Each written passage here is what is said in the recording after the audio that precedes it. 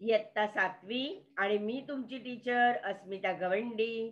माझी शाळा आहे क दा गायकवाड मनपा मराठी शाळा. आजचा दिनविशेष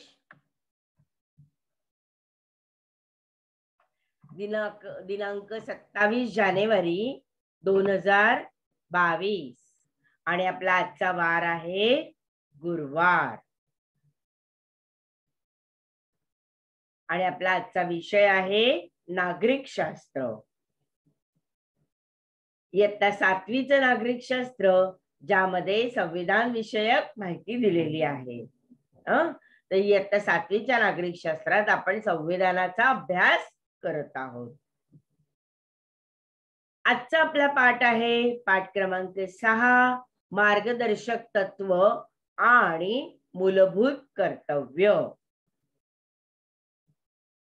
विद्यार्थी मित्रांनो, मागील पाठात आपण काय बरे अभ्यासले सांगा? मागील पाठात आपण कशाचा अभ्यास केला होता? मूलभूत हक्क. आज आपण मूलभूत कर्तव्य बघणार आहोत. पण मागील पाठात आपण काय बघितलं होतं? मूलभूत हक्क बघितले होते. मग बरे सांगा मला, मूलभूत हक्क म्हणजे काय? मूलभूत हक्क म्हणजे नेमकं काय? कशाला म्हणतात मूलभूत हक्क? मी तुम्हाला सांगितलं होतं मागचे दोन्हीही पाठ वाचून तुम्ही रेडी राहणार आहात पुढच्या तासाला. कारण आपण पुढच्या तासाला मूलभूत कर्तव्य बघणार आहोत. तर मग आपण सर्वांना जे समान हक्क दिले जातात त्याला मूलभूत हक्क बोलतात. सर्वांना समान हक्क, पण कशाला मूलभूत हक्क नेमकं म्हणणार बघा बरं? संविधानात समाविष्ट केलेल्या नागरिकांच्या हक्कांना मूलभूत हक्क म्हणतात. वाक्य लक्षात राहील, चुकणार नाही. समान हक्क सगळ्यांना आहेतच. तो एक हक्क, म्हणजे जे हक्क आहे त्यात समान हक्क आपल्याला दिलाय. पण हक्क म्हणजे काय? मूलभूत हक्क म्हणजे काय? तर संविधानात समाविष्ट केलेल्या नागरिकांच्या हक्कांना मूलभूत हक्क म्हणतात. वाक्य लिहून घ्या, नाही तर आता स्क्रीनशॉट घ्या. हो मॅम. मग हे मूलभूत हक्क जे आहेत है ना, कोणकोणते आहेत मूलभूत हक्क?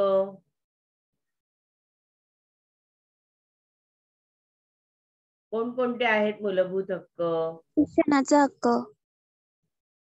पहिला आहे समानतेचा हक्क. समानतेचा हक्क. दुसरा स्वातंत्र्याचा हक्क. परत स्वातंत्र्याच्या हक्कामध्ये 6 प्रकारची स्वातंत्र्य दिली आहेत. माहितीये ना, आपण एक संकल्पना चित्र पूर्ण केलं होतं. कोणकोणते स्वातंत्र्य आपल्याला असलं पाहिजे सांगा? कोणतं कोणतं स्वातंत्र्य आपल्याला असणं अपेक्षित आहे? भाषण स्वातंत्र्य,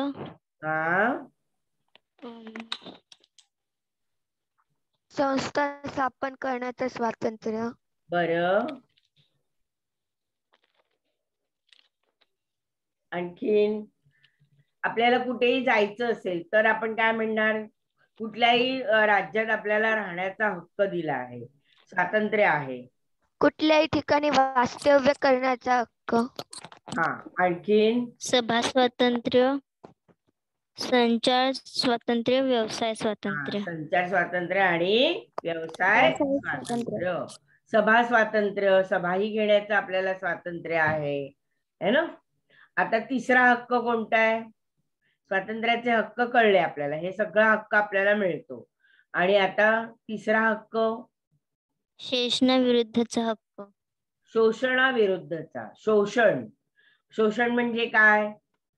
तर पूर्वी वेठबिगार होती, कुळ कायद्याने त्यांचं त्या शेतात राबवलं जायचं, पैसे दिले जायचे नाही. जमीनदार होते ते गरिबांचं शोषण करत होते.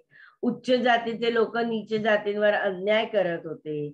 याला म्हणतात शोषण होणं. आणि या शोषणाविरुद्धचा हक्क.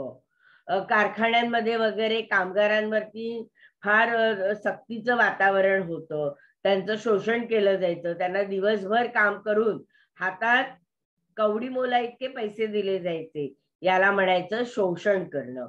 तर हा शोषणाविरुद्धचा हक्क. चौथा हक्क कोणता?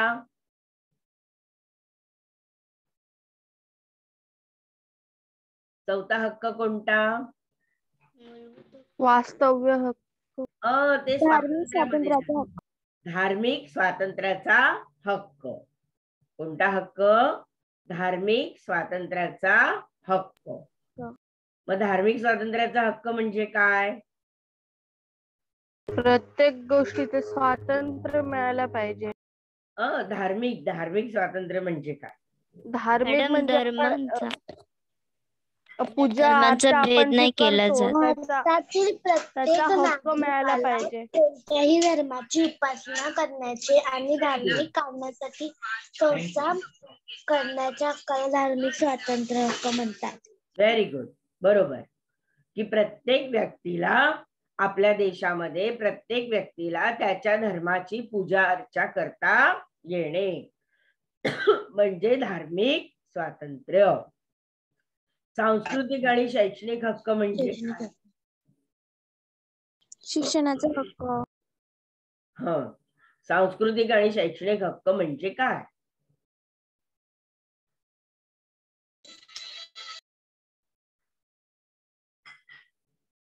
बोला. शिक्षण घेण्याचा हक्क. शैक्षणिक हक्क म्हणजे शिक्षण घेण्याचा हक्क. कोणालाही कोणत्याही प्रकारचं शिक्षण घेता येईल. पण सांस्कृतिक हक्क म्हणजे काय? मॅडम कोणालाही आपलं म्हणजे आपल्याला म्हणजे आपल्या भाषा लिपी साहित्य यांचं जतन करता येतं त्यांना त्यांच्यानुसार. आणखीन भाषा लिपी साहित्य म्हणजे शैक्षणिक हक्कांमध्ये गेलं. सांस्कृतिक हक्क म्हणजे काय म्हणतो आपण? लोक समूहांना आपल्या सांस्कृतिक वेगळेपणाने जतन करण्याचा हक्क. म्हणजे उदाहरण देऊन सांग बरं मला. उदाहरण तुला काय समजलं या वाक्यामधनं ते मला उदाहरणाने सांग बरं. सांस्कृतिक म्हणजे आपण सांस्कृतिक कार्यक्रम करू शकतो आणि शिक्षणाचा पण हक्क आपल्याला मिळू शकतो. बरोबर. वाक्यातनं तुम्ही जे सांगताय ते तुम्हाला समजलंय, पण मला एक उदाहरण देऊन सांगा ना सांस्कृतिक हक्क म्हणजे काय? उदाहरणार्थ म्हणजे आपण कार्यक्रम करतो ते सांस्कृतिक कार्यक्रम. आपली संस्कृती काय आहे? आपली संस्कृती काय? सांस्कृतिक कार्यक्रम नाही. आपली संस्कृती काय आहे? आपली आता इथे आपण उपस्थित आहोत ते आपली संस्कृती काय आहे? आपण मराठी माणसं आहोत की नाही? हो. मग महाराष्ट्रीयन लोकांची संस्कृतीमध्ये येणारे सण समारंभ कोणते आहेत? मकर संक्रांत, गणपती, दिवाळी, नागपंचमी है ना. कार्यक्रम आपल्याला साजरे करता येणार म्हणजे सांस्कृतिक. महाराष्ट्रात 14 जानेवारीला मकर संक्रांत साजरी करतात आणि तिथे राजस्थानमध्ये पोंगल साजरी करतात. बरोबर. ते झालंच. म्हणजे सांस्कृतिक हक्क म्हणजे काय? आपल्या संस्कृतीने दिलेले सण समारंभ. नुसतीच मकर संक्रांत नाही, सगळे सण समारंभ. मग आपण महाराष्ट्रीयन आहोत किंवा हिंदू आहोत पण हिंदूंचे सण असं नाही. तर आपल्या देशामध्ये ख्रिश्चन राहतात तर ते नाताळ साजरा करतात म्हणजे ती त्यांची संस्कृती आहे. मुस्लिम राहतात ते ईद साजरी करतात है ना. पारसी राहतात तो त्यांचा पारशी नवरोज साजरा करतात. तर प्रत्येक धर्मातल्या लोकांना त्यांच्या संस्कृतीप्रमाणे त्यांचे सण समारंभ साजरे करण्याचा हक्क. आलं लक्षात? याला म्हणतात सांस्कृतिक हक्क. किंवा लग्न जे आहे ते हिंदूंचं लग्न करण्याची पद्धत वेगळी आहे, मुस्लिमांची लग्न करण्याची पद्धत वेगळी आहे, ख्रिश्चनांची लग्न करण्याची पद्धत वेगळी आहे. तर त्यांना त्यांच्या धर्माप्रमाणे लग्न करण्याची पद्धत जी आहे ती स्वीकारता येते. ती त्यांची संस्कृती आहे है ना. ती त्यांची काय आहे? संस्कृती आहे. तर त्या संस्कृतीचं जतन करण्याचा अधिकार प्रत्येक व्यक्तीला आहे. त्याचप्रमाणे शैक्षणिक हक्क आहेत. म्हणजे काय? मला वाटलं डॉक्टरचं शिक्षण घ्यावं, वकिलीचं शिक्षण घ्यावं, टेक्नॉलॉजीला जायचंय तर मला ते सगळे हक्क आहेत. एक स्त्री म्हणून मी वैज्ञानिक शिक्षण घेणार नाही किंवा मला पोलिसात भरती होता येणार नाही असं अडवलं जाणार नाही. स्त्री आहे म्हणून मला विमानही चालवता येईल आणि रॉकेटही उडवता येईल, तर त्याचंही शिक्षण मला घेता येण्याचा हक्क आहे. आलं लक्षात? याला म्हणतात शैक्षणिक हक्क. मला प्रत्येक व्यक्तीला जे शिक्षण घ्यायचं आहे ते शिक्षण घेण्याचा हक्क मिळतो. मग त्यासाठी जी माझ्याकडे पात्रता हवी ती मात्र असणं गरजेचं आहे. आणि शेवटचा हक्क कोणता आहे? संविधानात्मक उपयोजनांचा. संविधानात्मक उपाययोजनांचा हक्क. संविधानात्मक उपाययोजनांचा हक्क म्हणजे काय वाचणार आहात आणि मग मी प्रश्न विचारल्यावर सांगणार आहात. तर हे जे 6 हक्क आहेत हे 6 मूलभूत हक्क आहेत, है ना. कमीत कमी हे 6 हक्क प्रत्येकाला मिळालेच पाहिजे. आणि नागरिकांच्या मूलभूत हक्कांचे काळजीपूर्वक संरक्षण करण्याची जबाबदारी कशामध्ये दिलेली आहे? संविधानामध्ये दिलेली आहे. हे जे संविधानाचं पुस्तक आहे, कायद्याचं पुस्तक आहे, यामध्ये हे 6 मूलभूत हक्क आपल्याला देण्यात आलेले आहेत. मग भारतीय नागरिकांनी दिलेले हे जे 6 मूलभूत हक्क आहेत यातले समानता, स्वातंत्र्य आणि शोषण विरुद्ध अर्थ हे आपण पाठ क्रमांक 4 मध्ये अभ्यासले. कुठे अभ्यासले? पाठ क्रमांक 4 मध्ये. धर्मस्वातंत्र्य, सांस्कृतिक व शैक्षणिक आणि न्यायालयाकडे दाद मागणे हे 3 हक्क आपण कुठे अभ्यासले? पाठ क्रमांक 5 मध्ये अभ्यासले. बघा, पाठ क्रमांक 4, 5 आणि आजचा पाठ क्रमांक 6 हे सगळे पाठ तीनही एकमेकांशी जोडलेले आहेत. आलं लक्षात? म्हणून मी तुम्हाला लागोपाठ आता हा 6वा पाठ सुद्धा लगेच घेतलाय. तर हे आहेत 6 भारतीय संविधानाने नागरिकांना दिलेले 6 मूलभूत हक्क. आता मला सांगा, 14 वर्षाखालील बालकांना धोक्याच्या ठिकाणी कामावर ठेवण्यास मज्जाव का केला जातो? कारण त्यांना शिक्षण मिळत नाही असं केल्यावर, आणि त्यांना शिक्षण घ्यायचे असते पण शिक्षण न दिल्यामुळे त्यांचं शिक्षण राहते, म्हणून त्यांना 14 वर्षाच्या खाली मोलमजुरीची कामं करण्यास मनाई दिली. अगदी बरोबर, तुझं म्हणणं अगदी बरोबर आहे. पण ते उत्तराच्या प्रमाणे मांडणी करून जरा कसं सांगता येईल आपल्याला? बालकांचे शोषण थांबवण्यासाठी विशेष तरतूद केली आहे. त्यानुसार 14 वर्षांखालील बालकांना धोक्याच्या ठिकाणी कामावर ठेवण्यास मज्जाव केला. बर, आणि तुम्हाला माहितीये का 6 ते 14 वयोगटातील मुलांना शिक्षणात सक्तीचं शिक्षण आणि मोफत शिक्षण हा कायदा केला गेला आहे 2009 साली. माहितीये तुम्हाला? हो, माहित आहे. तर मग या कायद्यानुसार 6 ते 14 वयोगटातील मुलांनी प्राथमिक शिक्षण घेतलेच पाहिजे. बघा, तुम्हाला 8वी पर्यंतचं शिक्षण मोफत आहे आणि 8वी पर्यंतचं शिक्षण घेत असताना तुम्हाला कुठेही बाहेर काम करता येणार नाही. आणि मग अशा वेळेला लहान मुलांचं जे शाळेत जात आहेत त्यांना शाळेत न पाठवता पालकांना जर पैशाची गरज आहे तर पालक मुलांना कामावर पाठवतात. आई मुलीला घेऊन भांडी घासायच्या कामाला घेऊन जाते. म्हणजे काय करणार आहे शाळेत जाऊन? भांडी घासलीस तर तुला 2 पैसे मिळतील असं करून आई मुलीला घेऊन कामावर जाते. किंवा वडील सुद्धा मुलांना आपल्या कामाच्या ठिकाणी लावतात, कारण त्यांना शाळेचं आणि शिक्षणाचं महत्व काही पालकांना समजलेलं नसतं. त्यांना असं वाटतं मुलांनी पैसे कमवले तर आपल्याला आपल्या घराला हातभार लागेल. पण शासनाने काय सांगितलंय की बालकांचं जे लहान मुलांचं शिक्षणाचा अधिकार आहे हा जर हिरावून घेतला तर ही मुलं अशिक्षित राहतात, पुढे जाऊन ती फक्त मोलमजुरीच करतात. तर असं होता कामा नये. जर मुलांना तुम्ही नोकरीला लावलं तर पालकांवरती काय येतं? शासन केलं जातं. आणि जर अशा ठिकाणी कारखाने आहेत किंवा विडीचा कारखाना वगैरे आहे किंवा बिल्डिंगची बांधकामं वगैरे आहेत, अशा ठिकाणी लहान मुलांनी काम करणं म्हणजे धोक्याची ठिकाणं झाली. आणि अशा ठिकाणी लहान मुलांना जर कामावर ठेवलं गेलं तर तिथे त्यांचं शारीरिक शोषण होतं, त्यांच्या शरीरावरती परिणाम होतो. आणि अशा ठिकाणी त्या मुलांनी काम करू नये. आणि मग लहान मुलांना मजुरी कमी दिली तरी चालतं, म्हणजे जास्त काम करून जास्त कमी मजुरी देऊन हे कारखानदारी लोक असतात किंवा विडीच्या बांधकामाच्या ठिकाणचे जे ठेकेदार असतात ते अशा प्रकारे मुलांना छळतात. तर मग मुलांना जर तिकडे कामाला ठेवलं तर त्या ठेकेदारांना शासन होणार आहे, मुलांना नव्हे. आणि म्हणून ही बंदी शासनाने घातली की 6 ते 14 वयोगटातील मुलांनी पहिली गोष्ट म्हणजे शिक्षण घेतलंच पाहिजे. आणि अशा मुलांना धोक्याच्या ठिकाणी कामावर ठेवता येणार नाही, त्यांचं शोषण करता येणार नाही, म्हणून त्यासाठी मज्जाव केला जातो. मज्जाव करणे म्हणजे त्याला रोखणे, प्रतिबंध करणे. पुढचा प्रश्न, शासनाची आर्थिक मदत घेणाऱ्या शाळांमध्ये कोणते शिक्षण सक्तीचे करता येत नाही?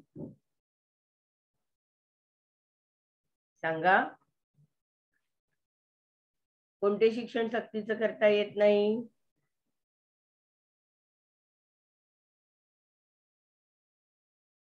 बोला बाळांनो.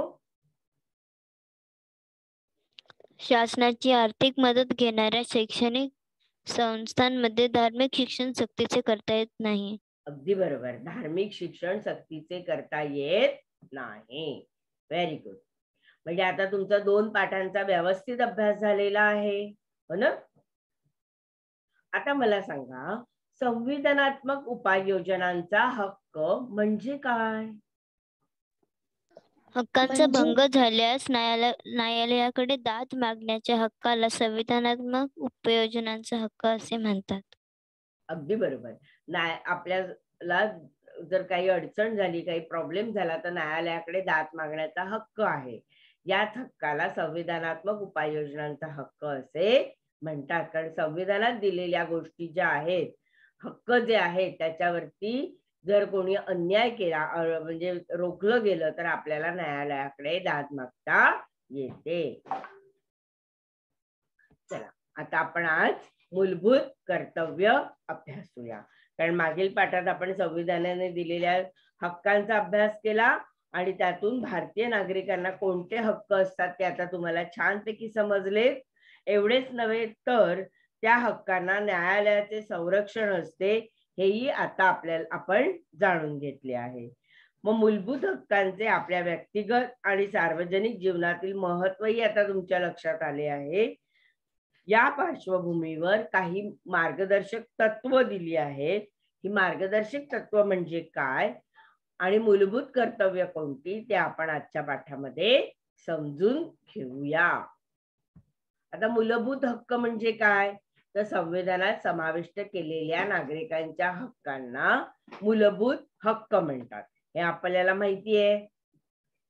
आता हक्क आणि कर्तव्य दोनही बघा एका पारड्यात आहेत.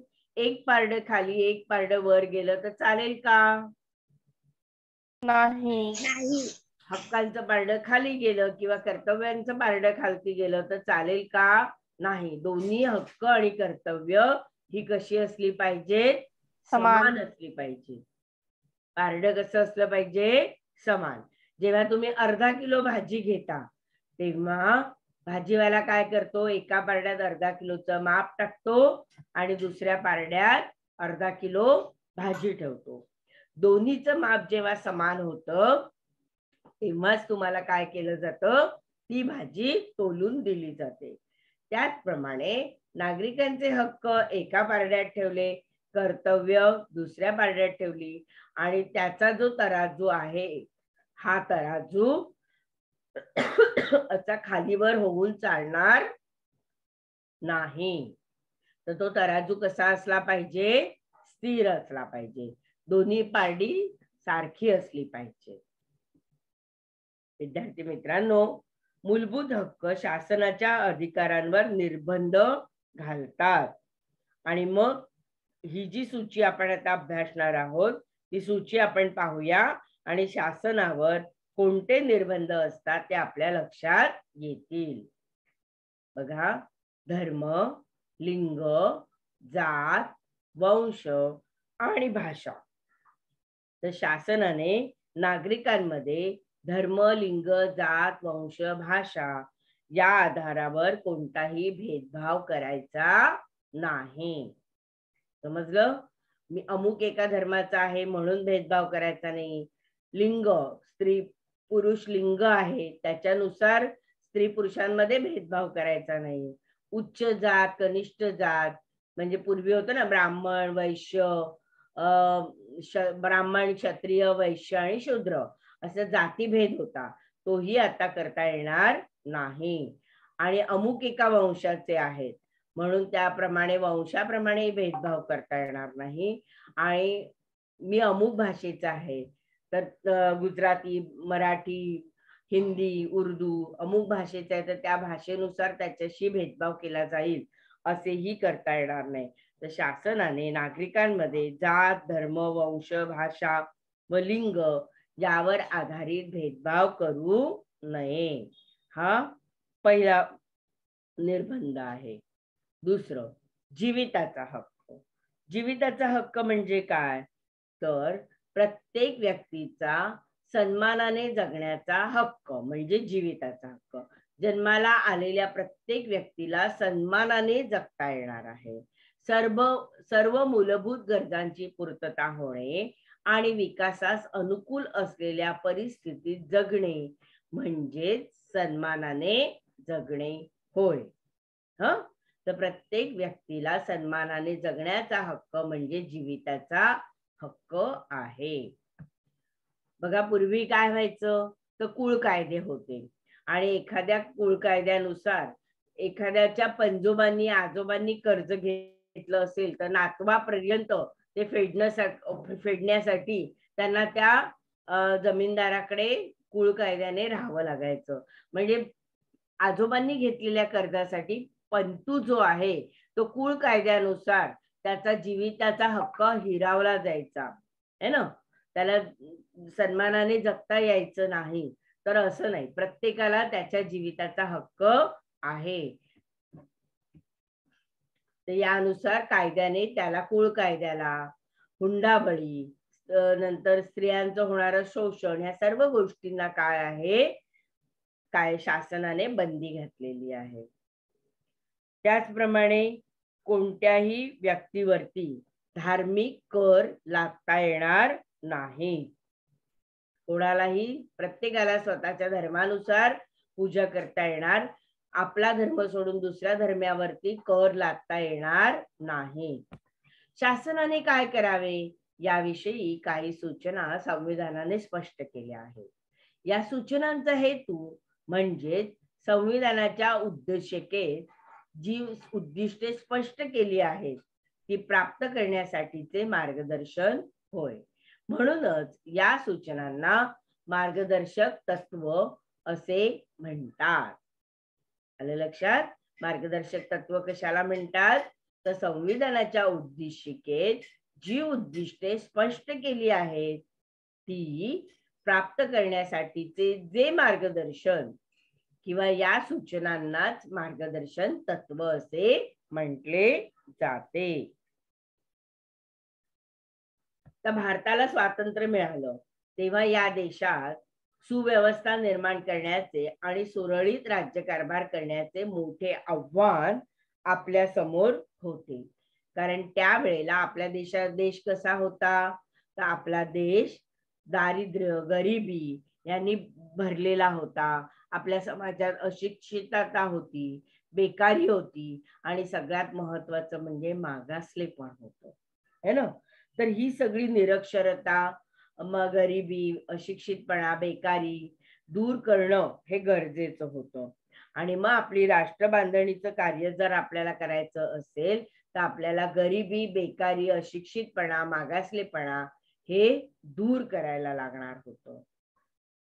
या सगळ्या समस्या ज्या आहेत या समस्यांपासून आपल्याला मुक्त व्हायचं होतं. पण राष्ट्र बांधणीचं कार्य करायचं होतं त्यासाठी नवनवीन धोरणं आखणं गरजेचं होतं. सगळ्यात पहिलं म्हणजे बेकारी गरिबी कमी करायची होती, गरिबी घालवायची होती, शिक्षणाच्या सुविधा निर्माण करायच्या होत्या, कायदा व सुव्यवस्था निर्माण करायचा होता, देशहिताची कामं करायची होती आणि लोककल्याणाची कामं करायची होती. या सगळ्या गोष्टी करण्यासाठी म्हणजे राष्ट्रबांधणीचं कार्य करायचं होतं आणि ह्यासाठी ही सगळी धोरणं काय करायची होती, आपल्या हातात घ्यायची होती, आखायची होती. ही नवनवीन धोरणं जी आहेत ही आपल्याला आखायची होती आणि अशी धोरणं आखली तरच भारत एका नव्या विकसित आणि प्रागतिक देशामध्ये रूपांतर होईल आणि यासाठी या सगळ्यांची अंमलबजावणी करणं आवश्यक होते. भारताचे एका नव्या विकसित आणि प्रागतिक देशात रूपांतर करायचे होते. आपल्याला काय करायचं होतं, नवीन विकसित देश निर्माण करायचा होता आणि म्हणून त्यासाठी केंद्र शासन व राज्य शासन यांनी कोणत्या विषयांना प्राधान्य द्यावं, म्हणजे संसदेने केंद्र शासन आणि राज्य शासनाकडे काही विषय दिले. केंद्राकडे काही विषय होते जिथे संघ शासन चालतं आणि राज्य शासन, या दोघांनीही लोककल्याणासाठी कोणत्या उपाययोजना कराव्यात हे संविधानाने मार्गदर्शक तत्वांमध्ये स्पष्ट केले. आलं लक्षात? म्हणजे केंद्राने आपल्यासाठी कोणत्या उपाययोजना कराव्या, राज्याने कोणत्या उपाययोजना कराव्या हे आणि ह्या उपाययोजना लोककल्याणासाठी असाव्यात आणि लोककल्याणासाठी कोणत्या उपाययोजना केल्या जाव्यात हे संविधानाने कशामध्ये दिलं, मार्गदर्शन तत्वाद्वारे स्पष्ट केलं. मार्गदर्शक तत्वात राज्याच्या धोरणासाठी एक विषय आहे. त्या विषयाच्या अनुषंगाने नवीन धोरण आखावे अशी अपेक्षा संविधानकारांनी व्यक्त केली आहे.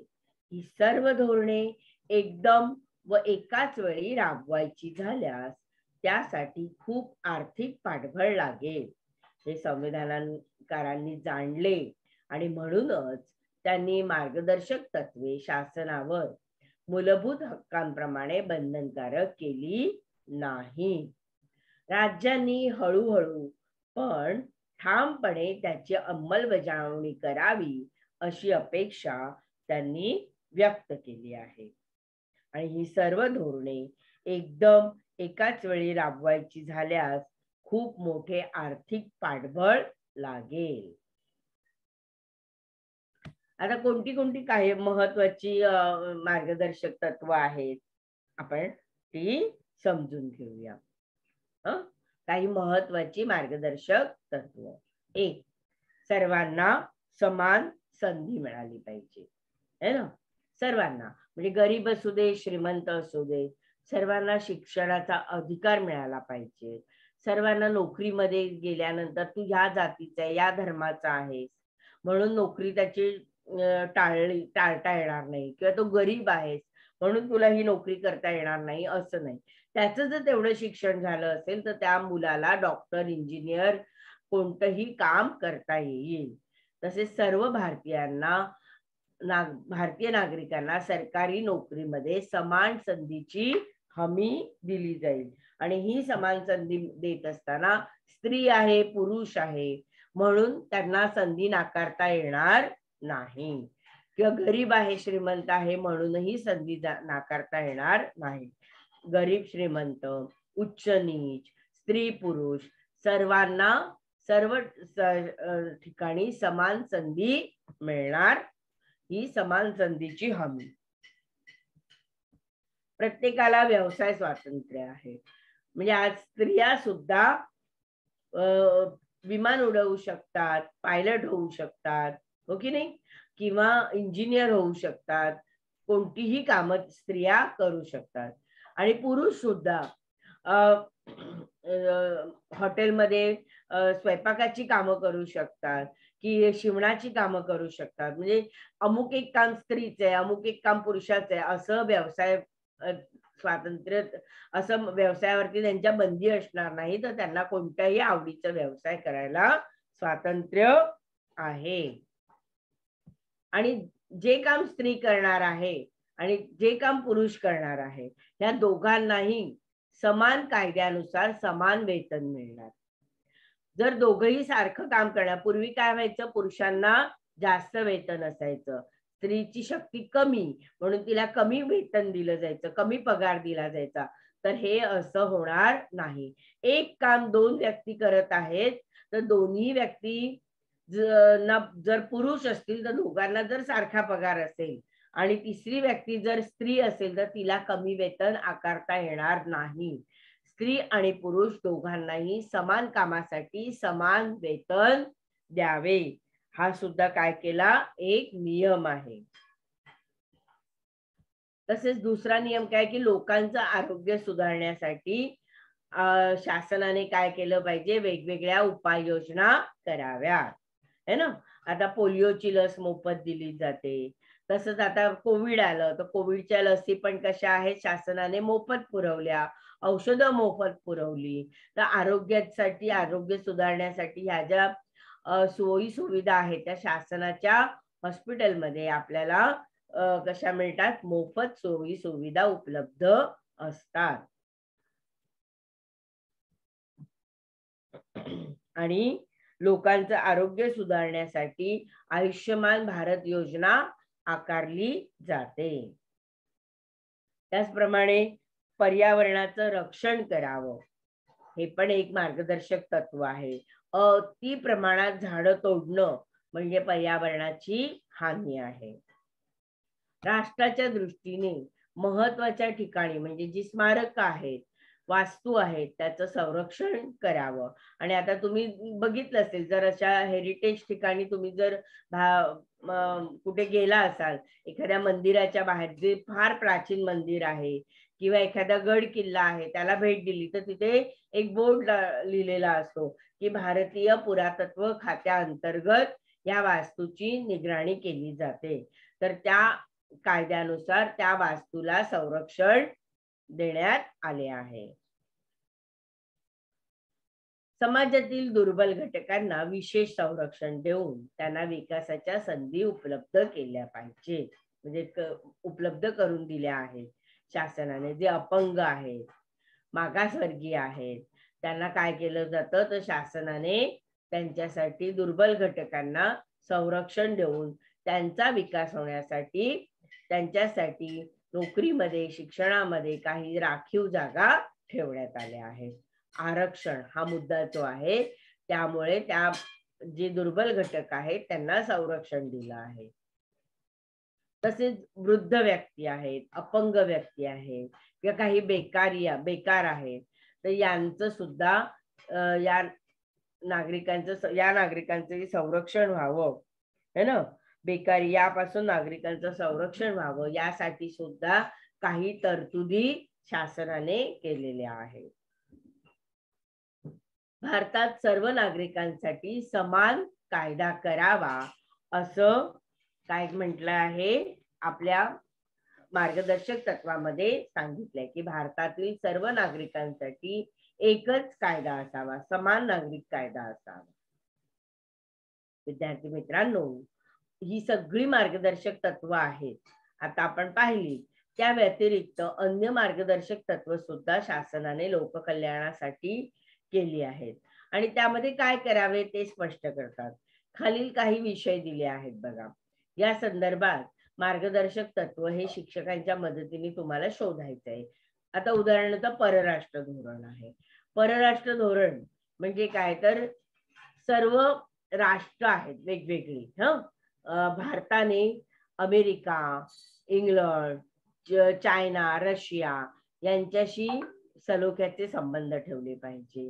का तर त्यासाठी आपल्याला जागतिक शांतता निर्माण करायची आहे. म्हणून भारताने अमेरिका, आफ्रिका, नंतर रशिया, ऑस्ट्रेलिया ह्या सर्वांशी कसं आहे, एकमेकांशी सलोख्याचे संबंध ठेवलेत. त्यालाच म्हणतात परराष्ट्रीय धोरण. आता त्याचप्रमाणे फक्त भारतानेच नाही तर अमेरिका आणि रशिया, आफ्रिका आणि अमेरिका यांचे सुद्धा एकमेकांशी संबंध कसे असले पाहिजेत, सलोख्याचे असले पाहिजेत. तर यालाच म्हणतात परराष्ट्र धोरण. का? कारण जागतिक युद्ध चालू होतंय ना, पहिलं महायुद्ध, दुसरं महायुद्ध. तर वर्ल्ड वॉर जो होतो, जागतिक महायुद्ध होतात आणि त्यामुळे जगावरती संकट येतं. म्हणून जर एकमेकांच्या देशांशी जर बोलणं झालं आणि त्यांनी जर एकमेकांमध्ये सलोख्याचे संबंध ठेवले तर या असं जागतिक युद्ध आपल्याला टाळता येईल. आणि यासाठी राष्ट्रीय सुरक्षा, राष्ट्राचा आपल्या आर्थिक विकास, त्याचप्रमाणे जागतिक शांतता आणि मैत्रीपूर्ण जगाशी असलेले मैत्रीपूर्ण संबंध आणि सांस्कृतिक संबंध आपल्याला जोपासता येतील. आणि या दृष्टीने आपल्याला काम करायचं आहे. आपल्या देशामध्ये आपल्या राष्ट्राची सुरक्षा बघणं महत्वाचं आहे. त्यामुळे जागतिक शांतता आणि मैत्रीपूर्ण संबंध जर ठेवले तर आपल्या राष्ट्राचा सुद्धा आर्थिक विकास होईल. विद्यार्थी मित्रांनो, मार्गदर्शक तत्व आणि मूलभूत हक्क ह्या दोन्हीही एकाच नाण्याच्या दोन बाजू आहेत. जसं कर्तव्य महत्वाचं तसेच आपले हक्क सुद्धा महत्वाचे. आणि कर्तव्य आणि हक्क ह्या एकाच नाण्याच्या दोन बाजू आहेत. छापा आणि काटा. आपण म्हणतो की नाही, एकाच नाण्याच्या दोन बाजू आहेत, एक छापा आहे, एक काटा. तसंच मार्गदर्शक तत्व म्हणजे आपली कर्तव्य आणि मूलभूत हक्क या दोन्हीही एकाच नाण्याच्या दोन बाजू आहेत. आणि म्हणूनच नागरिकांचे मूलभूत हक्क आणि कर्तव्य ही कशी असली पाहिजे? समान असली पाहिजे. लोकशाहीत नागरिकांवर दुहेरी जबाबदारी असते. एकीकडे त्यांना संविधानाने दिलेल्या हक्कांबाबत जागृत राहावे लागते, तर दुसरीकडे काही कर्तव्य आणि जबाबदाऱ्याही पार पाडाव्या लागतात. आणि म्हणूनच एक पारडं खाली आणि दुसरं पारडं वर असून चालणार नाही. दोन्हीही कसे असले पाहिजेत? हक्क आणि कर्तव्य समान असली पाहिजेत, कारण ती एकाच नाण्याच्या दोन बाजू आहेत. विद्यार्थी मित्रांनो, देशाविषयीच्या नागरिकांच्या जबाबदाऱ्यांची आठवण करून देण्यासाठी 1976 साली 10 मूलभूत कर्तव्यांचा समावेश संविधानात करण्यात आला. कोणती आहेत बरं ही नागरिकांची 10 मूलभूत कर्तव्य? आपण आता ती समजून घेऊया. उदाहरणार्थ बघा, स्वच्छता.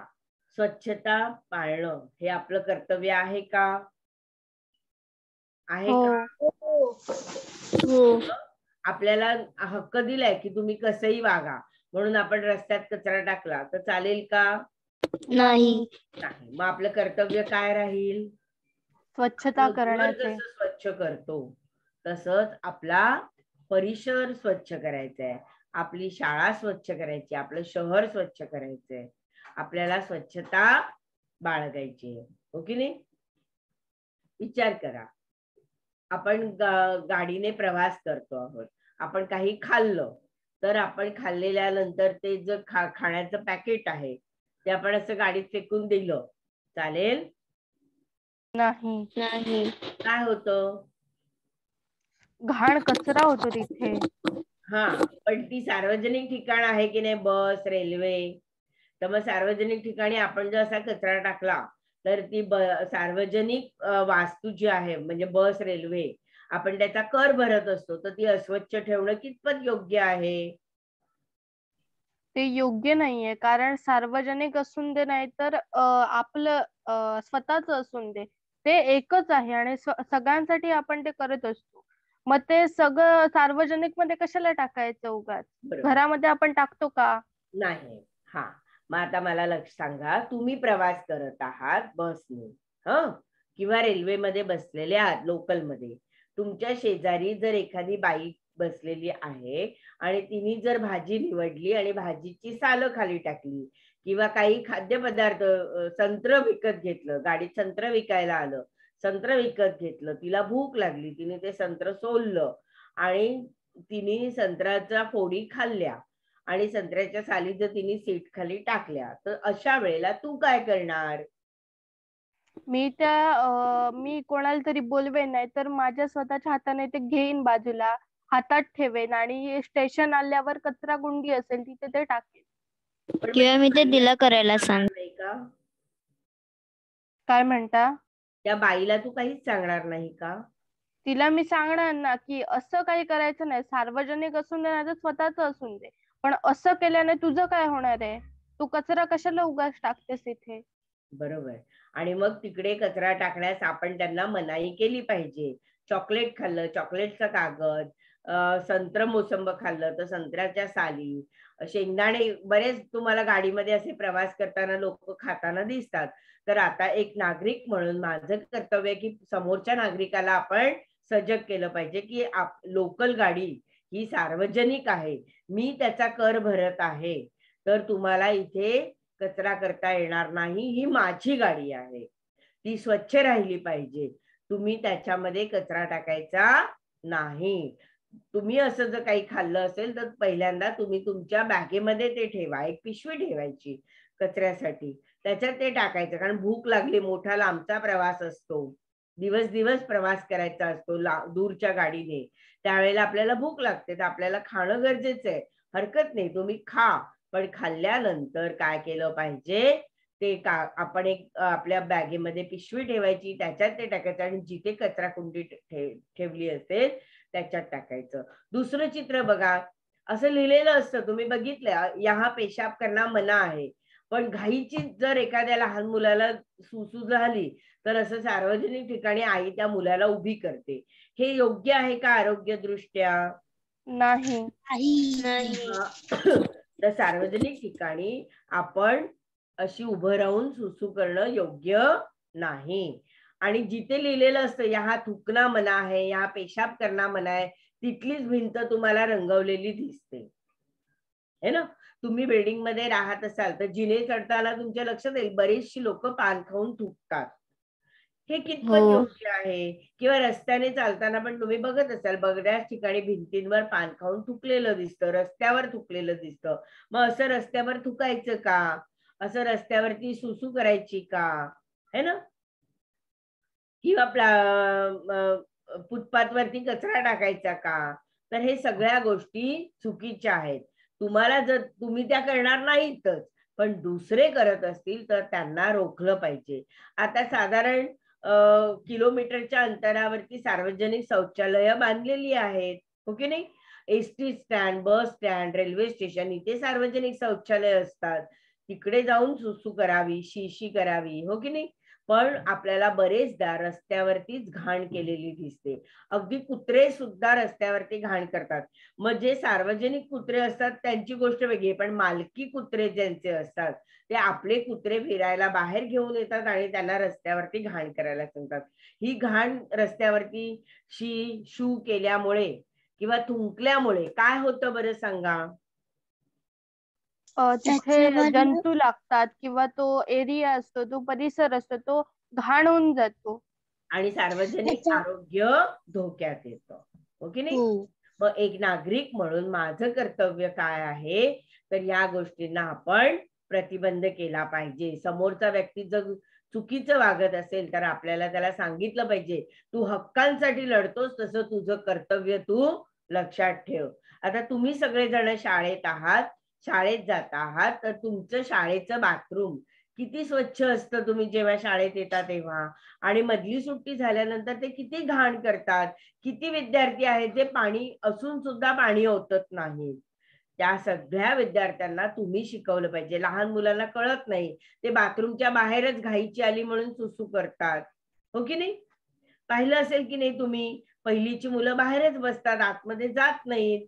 तर मग अशा वेळेला लहानपणापासूनच इयत्ता 7वीच्या, कारण तुम्ही आता मोठी मुलं झालात, त्यांनी त्या मुलांना शिकवलं पाहिजे की पहिल्यापासूनच जर त्यांना सांगितलं की तुम्ही बाहेर बसायचं नाही, आतमध्ये जाऊन सुसू करायची, तुमचीच ती भावंड, शेजारची मुलं अशी कोणीतरी असतात, हो की नाही. तर ह्या सगळ्या सार्वजनिक ठिकाणी आपण स्वच्छता ठेवणं हे आपलं कर्तव्य आहे. आपल्या शाळेच्या परिसरामध्ये, बाहेर प्रांगणामध्ये किंवा कॉरिडॉर मध्ये सुद्धा आपण कचरा होऊ द्यायचा नाही. आपण बघतो मधल्या सुट्टीत बरीचशी मुलं धावतात, खेळतात आणि खाताना तिथेच सगळं खाऊ सुद्धा, खिचडी सुद्धा सांडतात, है ना. तर आपण आपली शाळा, पहिल्यांदा आपलं घर, आपली शाळा जर स्वच्छ ठेवली तर लगेचच आपल्याला आपला परिसर स्वच्छ ठेवायची सवय लागते. आणि ह्या सवयी आपण घर आणि शाळेपासूनच शिकणार आहोत. नागरिकांची ही जी मूलभूत कर्तव्य आहे, ही कर्तव्य आपल्या संविधानामध्ये दिली आहे. ती संविधानाने दिलेली कर्तव्य कोणती ती आपण आता पाहूया. सगळ्यात महत्वाची गोष्ट म्हणजे आपला राष्ट्रध्वज आहे, तिरंगा, त्याचा आपण मान राखला पाहिजे. काल 26 जानेवारी होती. बऱ्याच जणांनी झेंडे विकत घेतले असतील. अगदी छोटे छोटे झेंडे इथे आपल्या ओढणीला छातीवरती लावले असतील आणि संध्याकाळ झाल्यावरती आपल्याला तेच झेंडे रस्त्यावरती कागद पडलेली दिसतात. मग आपण असे आपल्या राष्ट्रध्वजाला रस्त्यावरती टाकून देणं हे कितपत योग्य आहे? हे कितपत योग्य नाहीये, कारण तुमचाच तो राष्ट्रध्वज म्हणजे आपलाच तो राष्ट्रध्वज आहे आणि त्याचा मान राखणे हे आपले कर्तव्य आहे. त्यामुळे हे करणे वाईट आहे. बरोबर.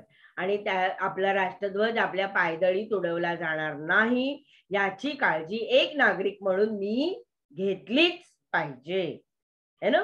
कोणत्या तरी लहान मुलांनी तो झेंडा विकत घेतला आणि मग थोडस चालून झाल्यानंतर त्याला कळत नाही, त्याने तो फेकून दिला, तर त्याच्या आई वडिलांनी लगेच तो उचलला पाहिजे. आपल्या राष्ट्रध्वजाचा मान ठेवणं हे आपलं राष्ट्रीय कर्तव्य आहे. आलं लक्षात? दुसरं, राष्ट्रगीत सुरू झालं कुठेही तर आपण काय केलं पाहिजे? उभे राहिले पाहिजे. लगेच स्तब्ध उभं राहिलं पाहिजे, है ना.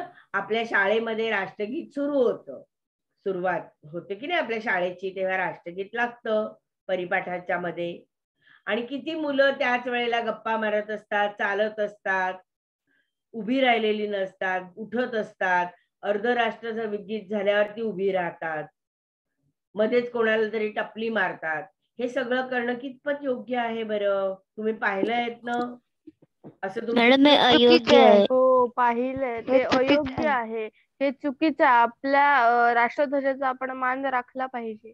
आपल्या राष्ट्रगीताचा आपल्या राष्ट्रगीताचा आपण मान राखला पाहिजे. ज्या वेळेला परिपाठ, किती सेकंदाचं राष्ट्रगीत असतं? फक्त 52 सेकंद, पूर्ण 1 मिनिट पण नाही. मग 52 सेकंद आपण स्तब्ध न काही बोलता उभं राहू शकतो का? हो शकतो की नाही? मग यालाच म्हणतात आपण आपल्या राष्ट्रगीताचा मान ठेवणं. बघा, आपल्या घरात एखादी पूजा चालली असेल, आरती होत असेल, तर आपण घरातल्या आरतीमध्ये गप्पा मारत नाही बसत, आरतीकडे दुर्लक्ष नाही करत. आपण मनोभावे त्या पूजेमध्ये समाविष्ट होतो, सामावलो जातो. मग जशी आपण देवाची पूजा करताना एक ध्यान ठेवतो, तसंच राष्ट्राची पूजा करताना राष्ट्रगान चालू असेल तेव्हा 2 मिनिटं मनाने आपण त्याच्यामध्ये समर्पित होणं हे माझं पहिलं कर्तव्य आहे. पाणी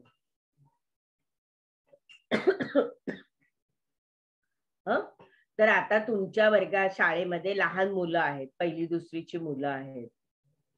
ती जर राष्ट्रगीत सुरू असताना इकडे तिकडे धावत असतील, 3री 4थीची मुलं, पण त्यांना कळत नाही, लहान आहेत ते, तर आज मोठे ताई म्हणून 7वीच्या विद्यार्थ्यांनी एक ताई म्हणून, एक दादा म्हणून काय केलं पाहिजे? राष्ट्रगीताच्या वेळेला त्या मुलांना सांगितलं पाहिजे की 1 मिनिट तुम्हाला स्तब्ध उभं राहायचं आहे. त्याचप्रमाणे आपल्या स्वातंत्र्य चळवळीला ज्यांनी प्रेरणा दिल्या, है ना, लोकमान्य टिळक आहेत, महात्मा गांधी आहेत, नेहरू आहेत, चंद्रशेखर आझाद आहेत, भगतसिंग आहेत, स्वातंत्र्यवीर सावरकर आहेत. या सर्व नेत्यांविषयी आपल्या मनात आदरभाव असणं गरजेचं आहे. त्याला तो करून उल्लेखायचं नाही. लोकमान्य टिळक, स्वातंत्र्यवीर सावरकर ज्यांनी देशासाठी प्राण अर्पण केले, हो की नाही? तर चंद्रशेखर आझाद असू देत किंवा मदन मालवीय असू देत, ह्या सर्वांनी स्वातंत्र्य चळवळीला प्रेरणा दिली आहे. तर त्यांनी जे आदर्श सांगितले त्या आदर्शांचं पालन करावं. या नेत्यांविषयी आपल्या मनात एक प्रेम भावना असली पाहिजे. आलं लक्षात? देशाचे सार्वभौमत्व, एकता व अखंडत्व सुरक्षित ठेवण्याचा आपण काय केला पाहिजे, प्रयत्न केला पाहिजे. तर आपलं देशाचं स्वातंत्र्य, एकता आणि अखंडत्व बिघडणार नाही, ते अखंड राहील, सुरक्षित राहील, यासाठी आपण काय असलं पाहिजे, प्रयत्नशील असावे.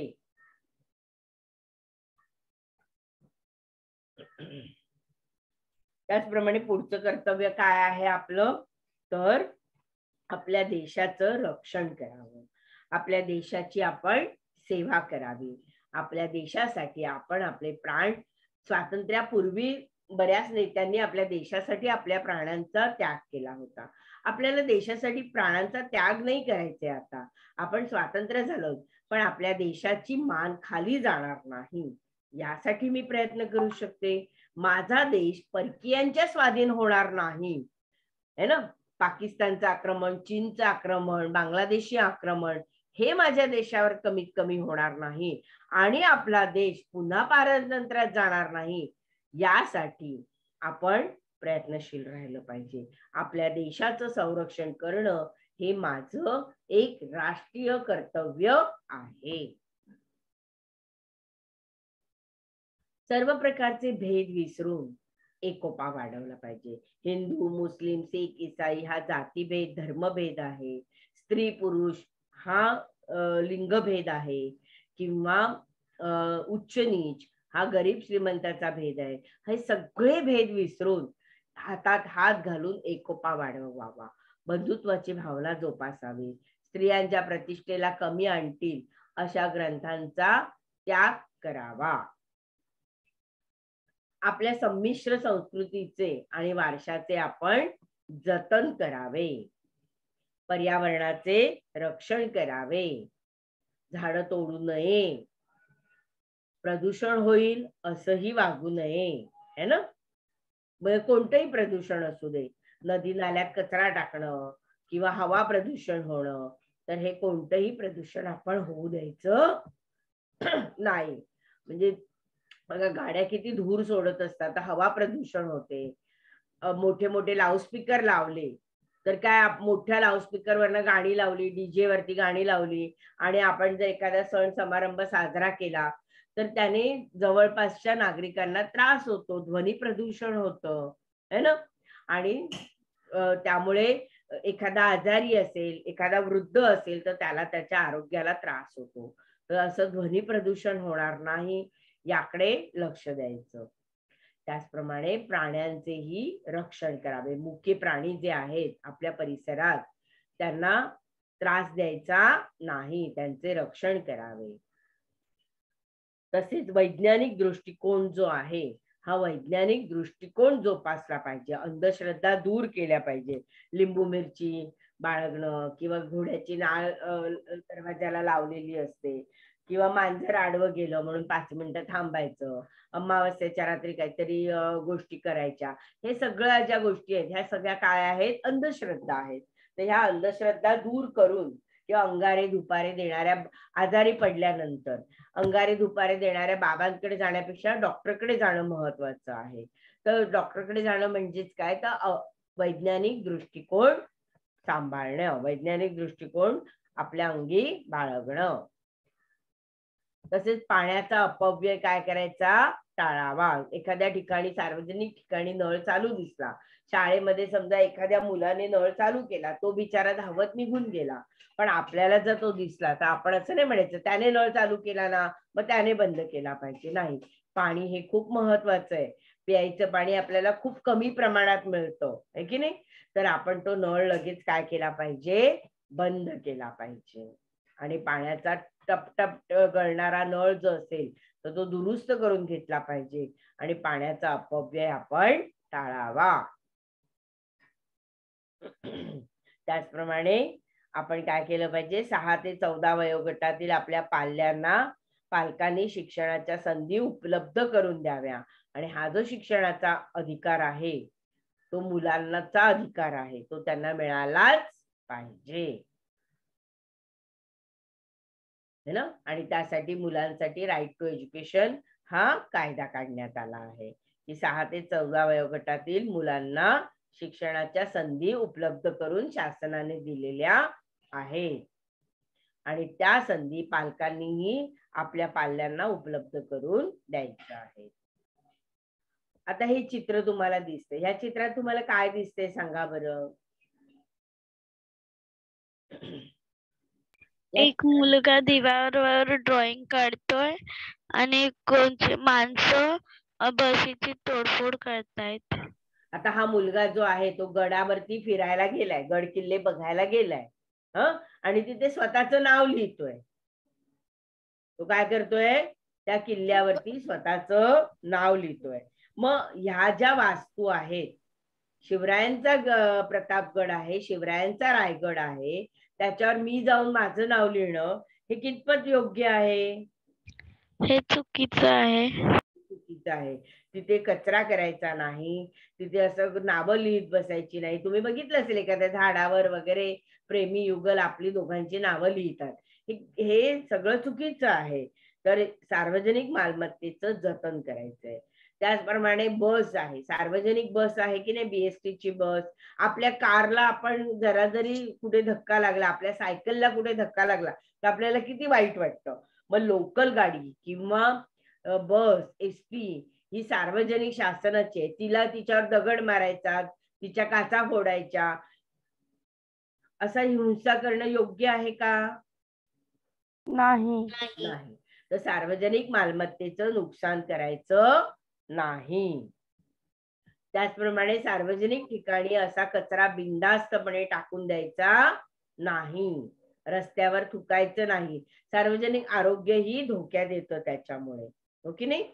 त्यामुळे ह्या सगळ्या गोष्टी तुम्ही लक्षात घ्या की रस्त्यावर कचरा टाकणारी जी महिला आहे ती तुम्हाला दिसते, तर ही तिची कृती, हे तिच्या कर्तव्याचं पालन होतंय का? नाही ना. हे तिचं कर्तव्य आहे का रस्त्यावर जाऊन कचरा टाकणं? नाही. तर ती कर्तव्याचं पालन करत नाही. आता तुमच्या पाठ्यपुस्तकाच्या पाठीमागे पान नंबर 86 वरती ही काही वाक्य दिली आहेत. ती वाक्य तुम्ही वाचणार आहात, ठीक आहे. आणि हा संवाद वाचल्यानंतर आपल्याला कोणकोणत्या कर्तव्यांचा बोध होतो, हक्क आणि कर्तव्य यांचा काही संबंध असतो का, आणि कर्तव्याचे पालन केल्याने काय होते हे तुम्ही मला सांगणार आहात. एका मुलाने ते वाचा आणि सांगा मला. मॅडम मी वाचू का सुखी? वाच ना. आपल्या गावातील नदी ही नदी वाटतच नाही. केवढा तो प्लास्टिकचा कचरा. मला कोणी सांगितले तरी मी आता नदीत कचरा टाकणार नाही. मग कर्तव्य कोणतं आहे इथे? की नदीत कचरा टाकायचा नाही.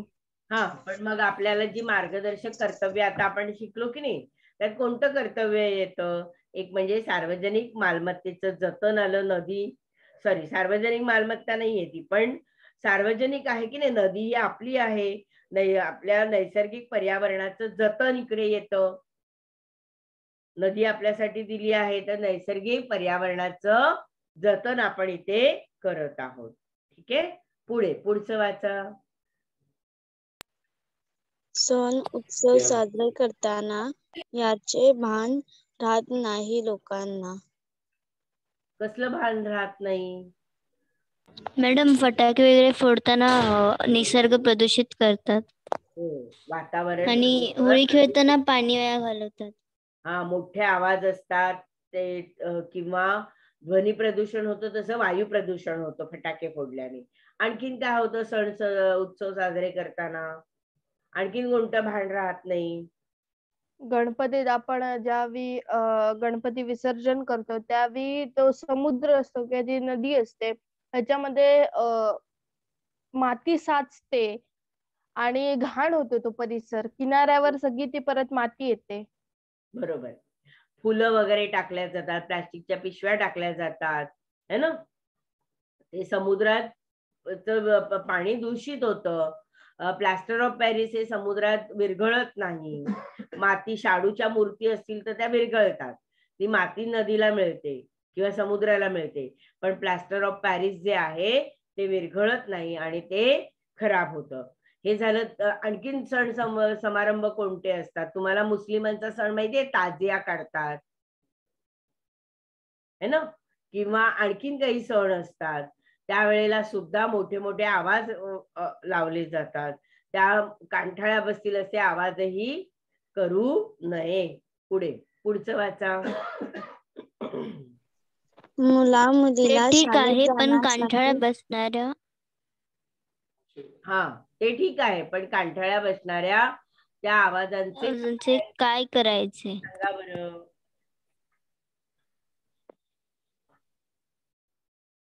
मॅडम, नको तिथे हॉर्न नाही वाजवायचा हा, नको तिथे हॉर्न नाही वाजवायचा. मोठ्या आणि मोठ्याने पार्टीमध्ये जोरजोरात गाणी नाही लावायची. हा. मग नागरिक ते म्हणून रात्रीचं आपल्या शक्यतो जबाबदाऱ्यांबाबतही आपल्याला पार्टी किंवा आग्रह वाढदिवस करू नयेत. कुणाचा बर्थडे असेल तर रात्रीपर्यंत गाण्याचा आवाज जास्त नाही यायला पाहिजे. हा हा. कारण आपला बर्थडे हा आजूबाजूला आपला घरगुती समारंभ आहे. म्हातारी माणसं झोपलेली असतात आजूबाजूला, त्यांना त्रास सहन होत नाही. बरोबर आणि छोटे पोरं पण. बरोबर. आजारी माणसं असतात, हो की नाही, शेजारी. एखादा बर्थडे असतो, एखाद्याचं लग्न असतं, हा, आणि लग्नामध्ये मिरवणूक काढतात, मोठमोठ्यानी गाणी लावतात, त्यामुळे काय होतं, अन्य नागरिकांना त्रास होतो, है ना. आता पुढचं वाचा. आपल्या देशाच्या साधन संपत्तीचे आणि सार्वजनिक संपत्तीचे रक्षण करणं हे आपलं कर्तव्य आहे. म्हणजे काय? आपल्या देशाचे रक्षण करणं आपले कर्तव्य आहे. आपल्या देशाचे म्हटलं नाहीये, आणि आपल्या देशाच्या सार्वजनिक म्हणजे काय? संपत्तीचे जे सार्वजनिक जिथे वस्ती तिकडे म्हणजे कचरा सार्वजनिक फेकू जी जी नये. जागा आहे त्याचे संरक्षण करायचं, म्हणजे तिथे आजूबाजूला काही कचरा नियमाचे नाही पालन टाकायचं. करायचे आपण सार्वजनिक ठिकाणांचे. आपल्या देशाची साधन संपत्ती कोणती सांगा मला? मॅडम, बस, गाड्या, गड किल्ले सुद्धा, गड किल्ले, हॉटेल. समुद्र आहे, ही आपल्या देशाची साधन संपत्ती आहे. नदी आहे, एखादं स्मारक आहे, झाडं आहेत, हे आपल्या मंदिरे, निसर्ग आहे, बाग बगीचे आहेत, हे आपल्या देशाची साधन संपत्ती आहे. आणि सार्वजनिक संपत्ती कोणती? बस आहे, रेल्वे आहे, है ना, रस्ता, फुटपाथ आहे, ही आपली सार्वजनिक संपत्ती आहे. तर आपण ह्याचं काय केलं पाहिजे? रक्षण केलं पाहिजे. म्हणजे काय केलं पाहिजे रे? रक्षण केलं पाहिजे म्हणजे नेमकं काय केलं पाहिजे? त्या गोष्टींची तोडफोड किंवा तिथे आपलं नाव वगैरे नाही लिहिलं पाहिजे. हा, आणि कचरा नाही टाकला पाहिजे, हो ना. नाव नाही लिहिलं पाहिजे, कचरा नाही टाकला पाहिजे. हे म्हणजेच आपलं साधन संपत्तीचं, सार्वजनिक संपत्तीचं आणि नैसर्गिक साधन संपत्तीचं संरक्षण करणं होय. आता पुढे बघा, आपण हळूहळू सुरुवात करूया.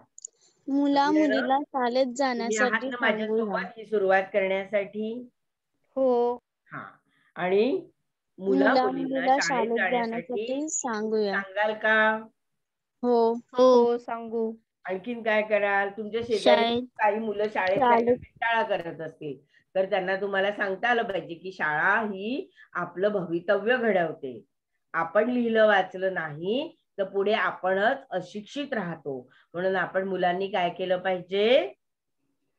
शाळेत शिक्षण घेतलं पाहिजे. गेलं पाहिजे, शिक्षण घेतलं पाहिजे. मग जे शाळेतील प्रमाण आहे ते काय होईल? कमी होईल. काही मुलांना शाळेत अभ्यास करायला आवडत नाही, खेळाकडे लक्ष देतात आणि शाळा चुकवतात, तर हे योग्य नाही. पुढचा मुद्दा काय आहे वाचा? शाळेतील सुविधांचा जबाबदारीने वापर करूया. कोणत्या सुविधा आहेत आपल्याला दिलेल्या? तिथे कचरा टाकू मॅडम, नये. पाणी, शौचालय, कचऱ्याचे डब्बे. बरोबर. आता मी आणखीन एक गोष्ट सांगते. आपल्या बीएमसीच्या मुलांसाठी ते माहिती आहे आपल्याला. आपल्याला 27 वस्तू दिल्या जातात. माहितीये कोणत्या कोणत्या 27 वस्तू असतात? पण त्याचे आपल्याकडनं पैसे घेतले जातात का? नाही. आपल्याला खिचडी दिली जाते, त्याचे आपल्याकडनं पैसे घेतले जातात का? नाही. व तुमचे पालक त्यासाठी खर्च करत नाहीत. पण त्या वस्तू अशाच मोफत मिळू शकत असतील का? नाही. मग त्याच्यासाठी कोण खर्च करतं? सरकार. शासन खर्च करतो, सरकार खर्च करतो. मग हे सरकार जे खर्च करतो तर सरकार कुठून पैसे आणतो? सरकारकडे हा पैसा कुठून येतो?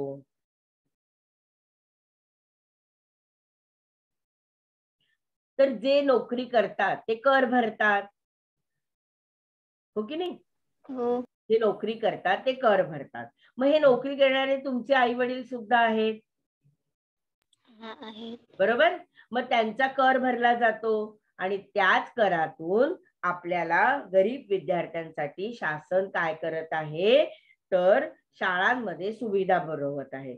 फक्त गरिबांनाच नाही तर सगळ्या शाळांमध्ये आता अशा पद्धतीने नगरपालिकेने काय केलेलं आहे, सोयी सुविधा दिल्या. शाळेमध्ये टीव्ही लावलेला आहे, डिजिटल शिक्षण दिलं जातंय, हो की नाही? शाळा ही सुविधा करते विद्यार्थ्यांसाठी, दप्तर देते, पाटी देते, भोजनाची मध्यान्ह भोजनाची सोय उपलब्ध करून देते. मग आपण ते अन्न त्याग करायचा, फेकून द्यायचं, हे योग्य का? नाही. आपल्याला मिळालेली मोफत वह्या पुस्तकं आपण फाडून फेकून रद्दीत टाकून द्यायची, हे योग्य का? नाही. आपल्याला मिळालेले बूट आपण वापरायचेच नाही, ते खराब टाकून द्यायचे, ते योग्य का? नाही.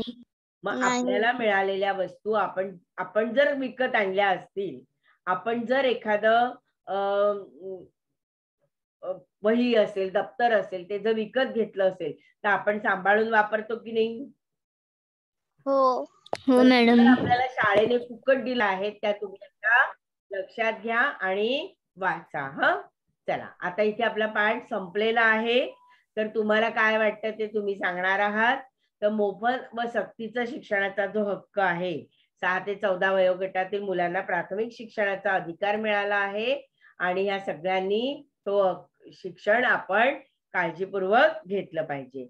विद्यार्थी मित्रांनो, लक्षात घ्या की भारतीय संविधानाच्या उद्दिष्टांची आणि वैशिष्ट्यांची ओळख आपण या पाठ्यपुस्तकातील सुरुवातीच्या प्रकरणांमध्ये केली आहे आणि भारतीय नागरिकांचे हक्क आणि त्या हक्कांना असणारे संरक्षण यांचाही विचार आपण केला आहे. आपली मूलभूत कर्तव्य कोणती आहेत हे आपल्याला समजले आणि पुढील वर्षी आपण आपल्या देशाचा कारभार कसा चालवला जातो याचा अभ्यास करणार आहोत. तर विद्यार्थी मित्रांनो, आपण इयत्ता 7वी मध्ये संविधानाच्या पुस्तकाचा अभ्यास केला. तुम्ही पुन्हा पुन्हा वाचा. नागरिक शास्त्रामध्ये काही अडचण असेल तर कधीही मला विचारू शकतात. पण आता आपले 6च्या 6 पाठ इथे संपले आहेत. तर नागरिक शास्त्राच्या संपूर्ण पाठ्यपुस्तकाचा अभ्यास करून प्रश्नोत्तर लिहिणार आहात. ठीक आहे, आता आपण इथेच थांबणार आहोत. धन्यवाद.